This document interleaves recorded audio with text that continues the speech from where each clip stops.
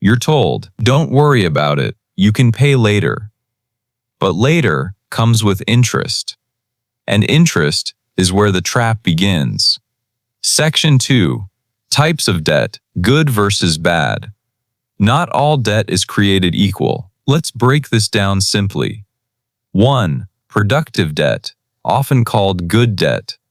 This includes education loans, business investments, real estate in some cases. These debts have the potential to increase your income or net worth. But here's the catch. Even good debt becomes dangerous when you overborrow. You don't have a clear return.